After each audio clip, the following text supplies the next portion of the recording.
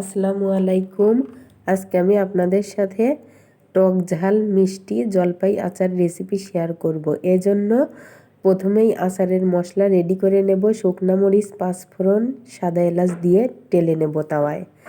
তারপরে ওটা নামিয়ে নিয়ে চুলায় আরেকটা ফ্রাই প্যান বসিয়ে তার মধ্যে সরিষা তেল, রসুন, তারপরে শুকনা মরিচ এগুলা লাল লাল করে ভেজে নিয়ে এর মধ্যে অ্যাড করব তেজপাতা, দারচিনি। তারপরে এটা দিয়ে খানিকটা নেড়ে চেড়ে তারপরে দিয়ে দেব পরিষ্কার করে ধুয়ে কেটে রাখা জলপাই। সেই জলপাই দিয়ে অনবরত নাড়তে থাকবো। এই জলপাইটা আজকেই বাজার থেকে কিনে নিয়ে এসেছে আমার হাজবেন্ড। নিয়ে এসেই বলল আজকে একটা আচার রেসিপি করো, খাবো। এই জন্য আচারটা মূলত তৈরি করা। জলপাইটা তেলের মধ্যে দিয়ে নাড়তে থাকবো। নেড়ে চেড়ে যখন দেখব যে জলপাইয়ের এক্সট্রা পানিটা শুকিয়ে গেছে, ওই মুহূর্তে আমরা গুড় অ্যাড করব। এখানে গুড়ের পরিবর্তে আপনারা চিনিও অ্যাড করতে পারেন।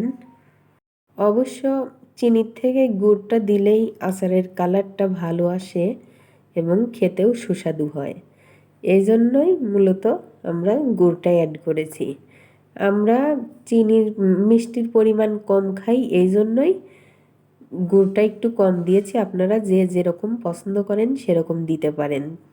তারপরে যে ওই প্রথমে পাঁচফোড়নটা আচারের জন্য রেডি করেছিলাম, সেটা গুঁড়া করে নিয়ে যখন দেখব যে গুড়টা ভালোভাবে জলপাইয়ের সঙ্গে মিশে গেছে, গুড়ের পানিটা শুকিয়ে গেছে, ওই মুহূর্তে আমরা পাঁচফোড়নের গুঁড়াটা আচারের মধ্যে অ্যাড করে দেব। তারপরে সুন্দর করে নেড়ে চেড়ে নামিয়ে নেব। হয়ে গেল আমাদের জলপাই আচার রেসিপি। এটা আমার শেখা আমার মায়ের কাছে। আমার মায়ের হাতের আচারটা খুবই পছন্দের, আমার কাছে খুব মজা লাগে।